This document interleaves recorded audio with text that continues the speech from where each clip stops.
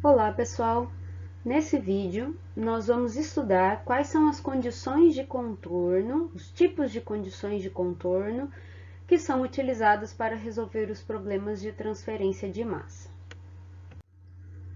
Bom, se a gente avaliar a equação da conservação da espécie química que nós obtivemos, essa equação, ela apresenta derivadas parciais, certo? Então, com relação ao tempo, essa derivada é de primeira ordem, e com relação ao espaço, essa derivada espacial é de segunda ordem. Então, por que isso é importante, pessoal? Para a gente entender quantas condições de contorno nós teremos que oferecer para resolver um determinado problema de transferência de massa. Então, eu posso ter um problema de transferência de massa, que ele é transiente, então ele é função do tempo. Eu posso desprezar a convecção e ele é unidirecional na direção y, por exemplo. Então, essa derivada vai ser importante, essa derivada aqui vai ser bastante importante. Então, para resolver essas derivadas, nós vamos ter que fornecer algumas condições iniciais e de contorno. Bom, então, basicamente, condições de contorno são as condições físicas existentes na fronteira de um volume de controle, certo? Então, se eu considerar uma transferência de massa difusiva na direção x, em estado permanente, estado estacionário. Então, vejam bem, meu volume de controle é esse cubo, o meu fluxo é na direção x, então vamos colocar um fluxo aqui positivo de A na direção x. E eu vou precisar resolver, então, a minha equação da conservação da espécie química e encontrar depois o fluxo, esse fluxo positivo na direção x. Então, vejam bem, se a gente olhar para a direção x, este cubo, que é o nosso volume de controle, ele apresenta duas fronteiras com relação a x. Uma das fronteiras é essa face aqui que está pintada de laranja, né? E uma outra fronteira é essa aqui da frente que eu estou riscando em azul. Então, percebam, são duas fronteiras, certo? Então, para um problema unidirecional, difusivo, em estado estacionário, eu vou precisar fornecer duas condições de contorno, porque eu vou precisar fornecer qual é a minha concentração, ou como calcular essa concentração, ou o que acontece nessa fronteira pintada em laranja, que é lá de trás, e qual é a concentração, ou qual é a condição, o que acontece nessa fronteira aqui da frente que eu pintei em azul.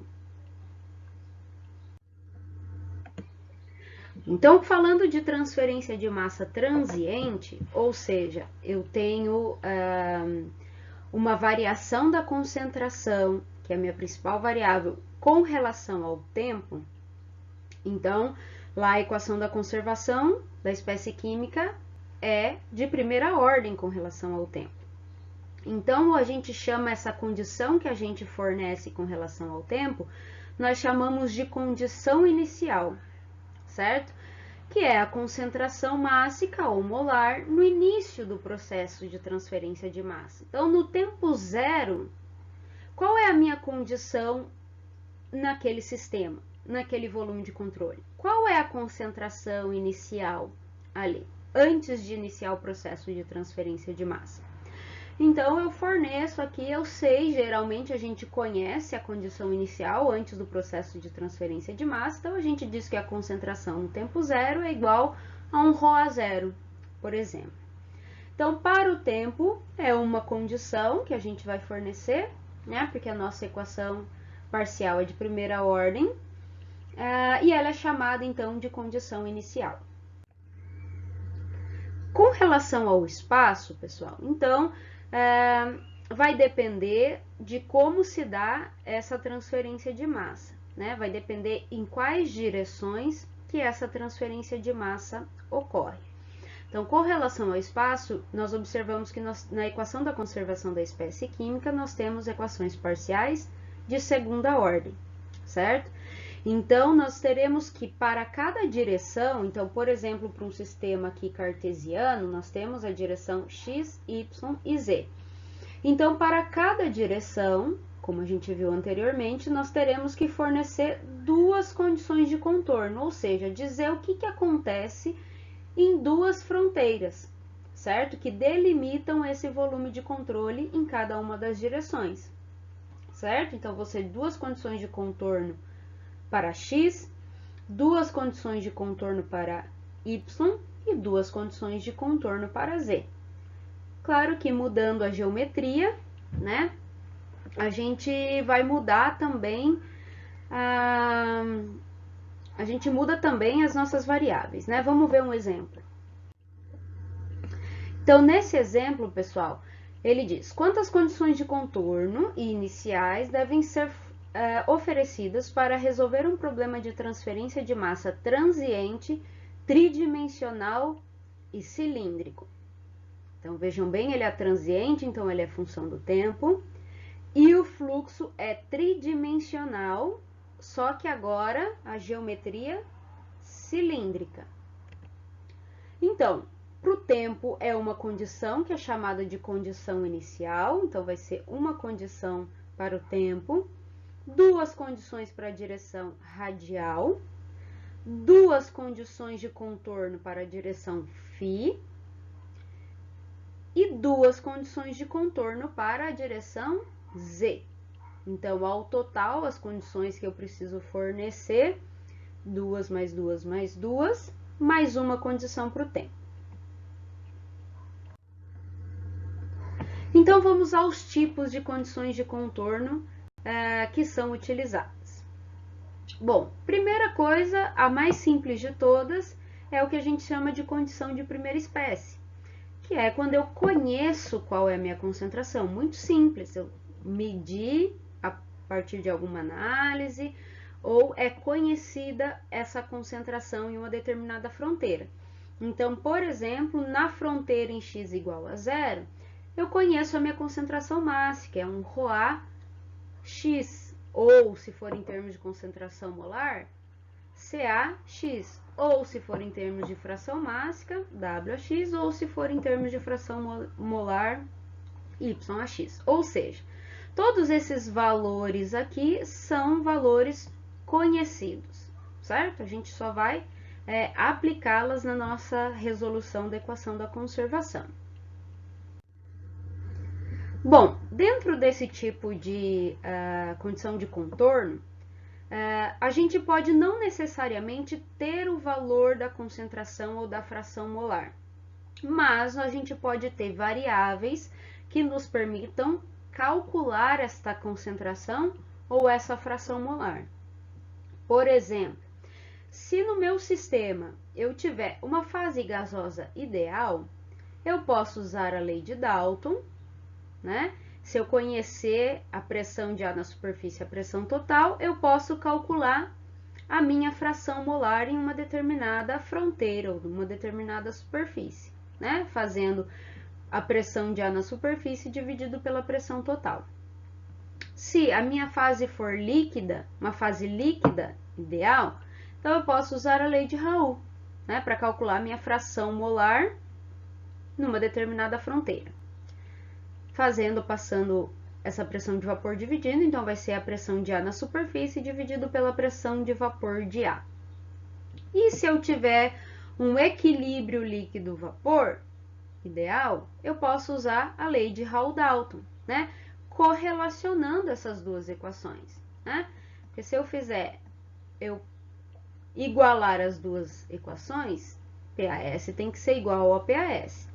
Então, YA na superfície P é igual a XA na superfície pressão de vapor de ar, certo? Se o que eu quero calcular é a fração molar na superfície de um determinado gás, então YAS vai ser igual a fração molar de A naquela superfície na fase líquida, pressão de vapor de A dividido pela pressão total, que é o que nós temos aqui nessa equaçãozinha abaixo, certo? Lembrando que a fração molar da fase líquida, muitas vezes, pessoal, eu considero que a minha fase líquida é uma substância pura. Então, quando eu tiver uma substância pura, esse XAS é igual a 1. Então, aí eu acabo precisando apenas da relação das pressões, né? Então, lembrando, se eu tiver uma fase líquida pura, a fração molar da fase líquida pura é 1 e eu vou relacionar as pressões. Outro tipo de condição de contorno é a que a gente chama de segunda espécie, que é uma condição de fluxo.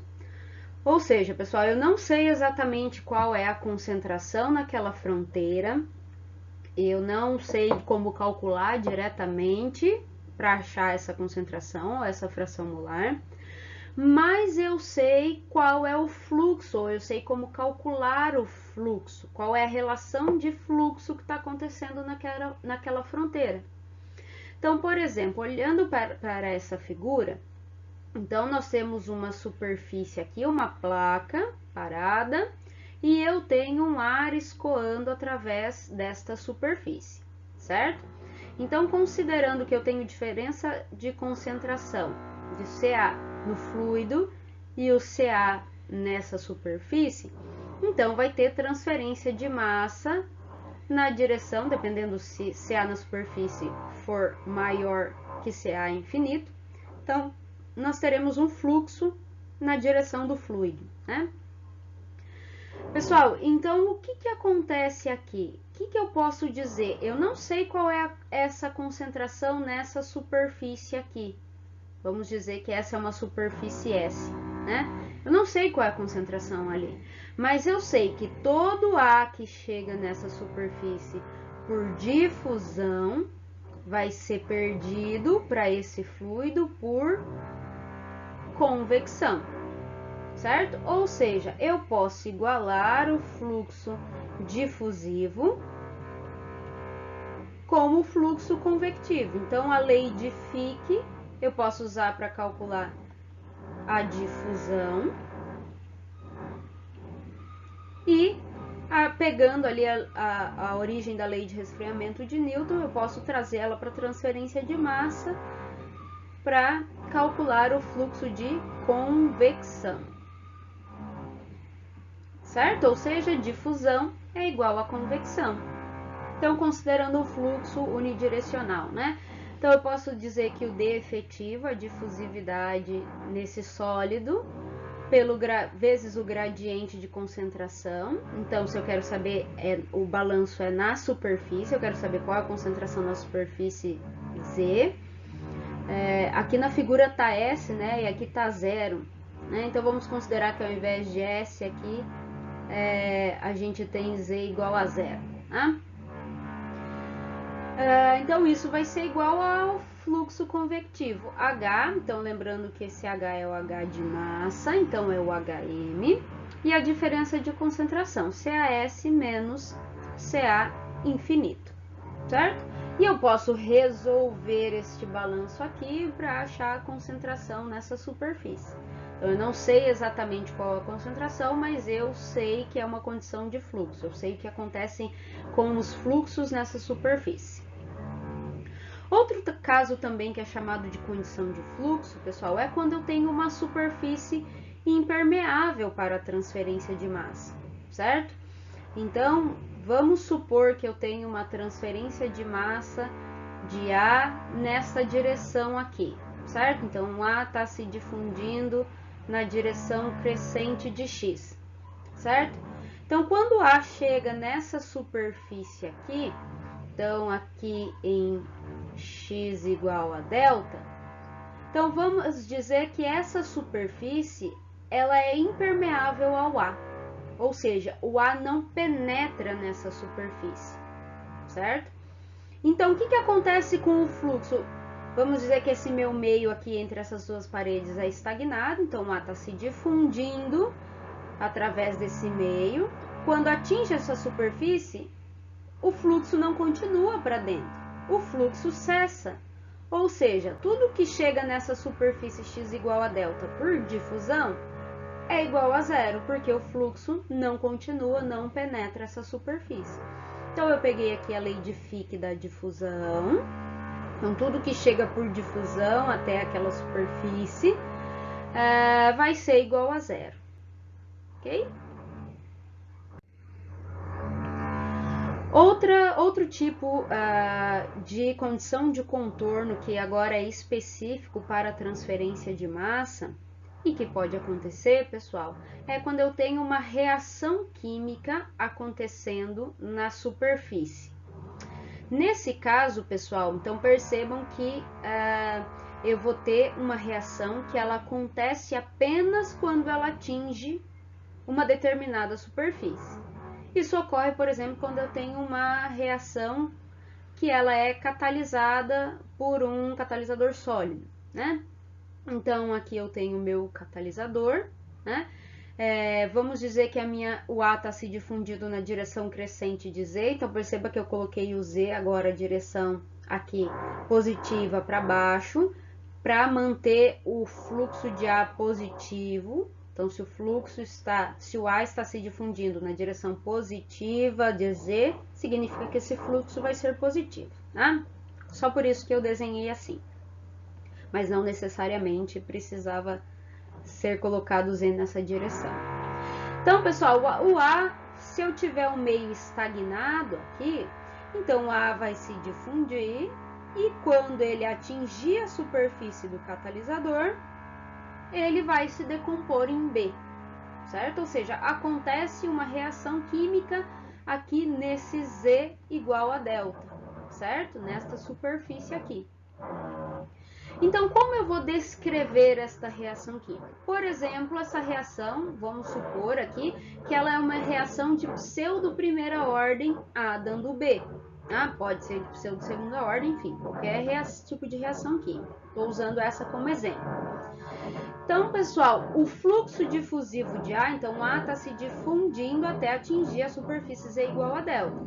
Então, tudo que se difunde por difusão até Z igual a delta, chegando nessa reação, ele é convertido, né, ou ele é perdido, porque o A está sendo consumido, através de uma cinética de uma reação química. Então, aqui, pessoal, nós vamos utilizar as cinéticas das reações, certo? Então, esse sinal negativo aqui, pessoal, se refere ao consumo de A, tá? Esse sinal negativo aqui é da lei de Fick, certo? Então, para manter o fluxo positivo, né? Porque a gente tem essa diferença aqui, essa derivada aqui, tá? Então, esse sinal negativo representa que o A está sendo consumido nessa reação química. Então, esses são os tipos de condições de contorno que são utilizadas para resolver os problemas de transferência de massa. O que a gente vai ver nas próximas aulas, então, é como aplicar essas condições de contorno para resolver problemas de transferência de massa utilizando a equação da conservação da espécie química.